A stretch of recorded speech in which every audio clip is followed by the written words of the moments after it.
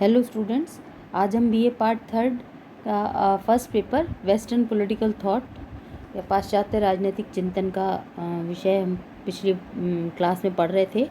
Hobbs का हमने संप्रभुता सिद्धांत पर डिस्कशन किया था। आज थॉमस हॉब्स के सामाजिक समझौता सिद्धांत की बात करेंगे, क्योंकि हॉब्स की जो राजनीतिक विचारधारा है उसमें सामाजिक समझौता सिद्धांत जो है वो एक महत्वपूर्ण सिद्धांत है।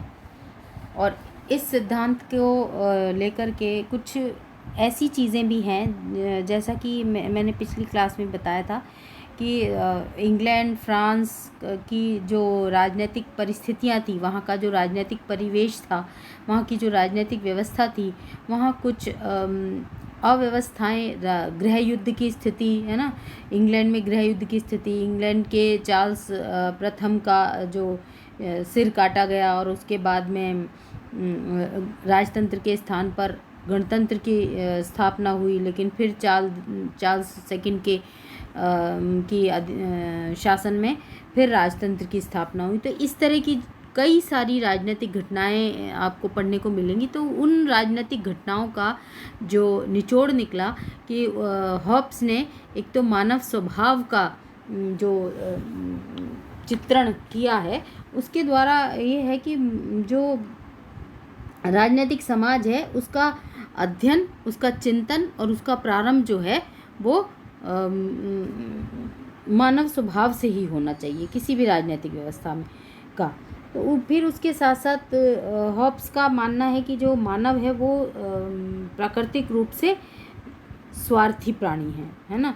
उसका स्वभाव जो है वो एक स्वार्थ के आधार पर, भय के आधार पर है ना, इसी और अपने हितों की पूर्ति के लिए उसका जो उद्देश्य है, उसका जो ध्येय है, वो अपनी हित की पूर्ति के लिए साधनों को जुटाता रहता है और निरंतर एक लड़ाई झगड़े, जिसको जैसे कहते हैं ना कि एक शक्ति ही सत्य शक्ति ही सत्य है, माइट इज़ राइट की जो थ्योरी है।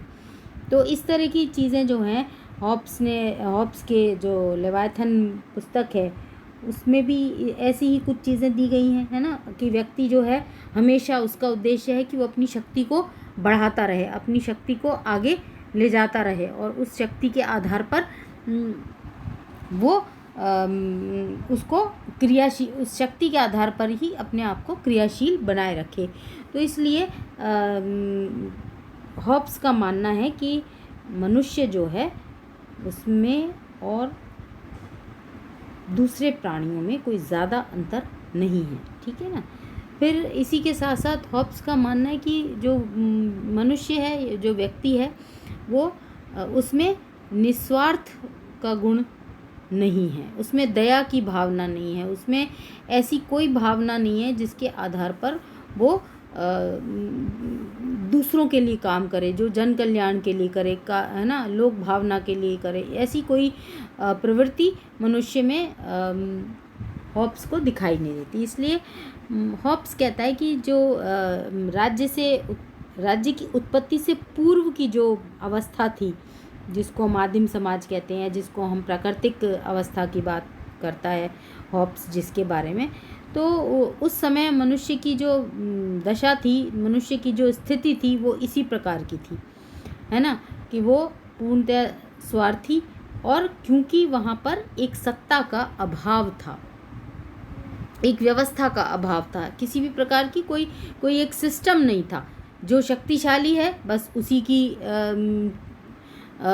के हाथ में सब चीज़ें हैं, है ना। और एक अराजकता की स्थिति, दूसरी तरफ अराजकता की स्थिति, संघर्ष की स्थिति। तो इन सब के आधार पर हॉब्स का मानना है कि मनुष्य जो है वो स्वभावतः प्राकृतिक रूप से उसमें भय भी है, उसमें यश पाने की भी स्थिति है। भय इसलिए है कि उसकी जो शक्ति है वो कोई छीन ना ले, भय इसलिए है कि उससे कोई शक्तिशाली और ना आ जाए।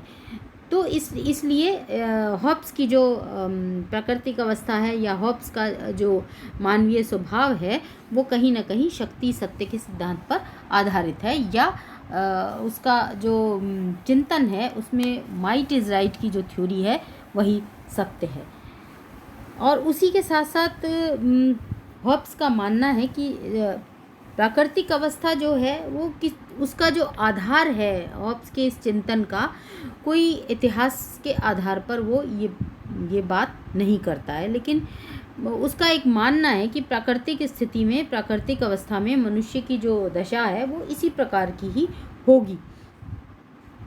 फिर उसके साथ साथ हॉब्स का मानना है कि हॉब्स कहता है कि जब इंग्लैंड में गृहयुद्ध की स्थिति थी और संप्रभुता जो है वो एक प्रकार से बिखरी हुई थी, संप्रभु कोई शक्ति नहीं थी, है ना, कोई शासक नहीं था इस तरह का, कोई एक असभ्य वातावरण, जैसा कि आदिम समाज में एक असभ्य वातावरण था, एक जनजातियां थीं, उनमें जिस प्रकार का वातावरण था ऐसे ही वातावरण की, परिवेश की कल्पना हॉब्स जो है वो यहाँ पर करता है। तो इसलिए उसका मानना है कि मनुष्य जो है वो हमेशा ही स्वार्थी और संघर्षरत रहता है। फिर हॉब्स का मानना है कि जो प्राकृतिक कानून है, जो प्राकृतिक अधिकार हैं, उन दोनों में भी बहुत अंतर है। इसलिए उसका कहना है कि हर प्रत्येक मनुष्य को आत्मरक्षा के लिए सभी कार्यों को करने की स्वतंत्रता है, और प्राकृतिक कानून जो है वो इससे कहीं ना कहीं अलग है। इसके द्वारा मनुष्य को कार्य करने से रोका जा सकता है ना। तो ऐसी ही कुछ बातें जो है हॉब्स अपने चिंतन में करता है। फिर हॉब्स का मानना है कि प्राकृतिक जो अवधारणा है, प्राकृतिक जो अधिकार हैं वो कहीं ना कहीं संघर्ष की स्थिति को बनाते हैं। और हॉब्स ऐसा कहता है कि प्रत्येक व्यक्ति जो है शांति स्थापित उसको करनी ही चाहिए। दूसरी तरफ प्रत्येक व्यक्ति को आत्मरक्षा का अधिकार है, शांति स्थापित करने का अधिकार है, इसलिए उसे प्राकृतिक अधिकारों को छोड़ देना चाहिए, उन दूसरों के विरुद्ध उतनी स्वतंत्रता पर, उतनी फ्रीडम पर उसे संतोष कर लेना चाहिए। फिर हॉब्स कहता है कि व्यक्ति द्वारा उन समझौतों का पालन किया जाना चाहिए जो स्वयं उसने किए हैं। तो इस प्रकृति के नियम के आधार पर एक ऐसे समाज की संरचना हॉब्स करता है जिस समाज में सामाजिक नियम है, जिस समाज में एक ऐसे कानून हैं, एक ऐसे आदेश हैं जो बाध्यकारी परिस्थितियों के आधार पर लागू होते हैं, जिन्हें मानना आवश्यक है, और ये विवेक पर आधारित हैं।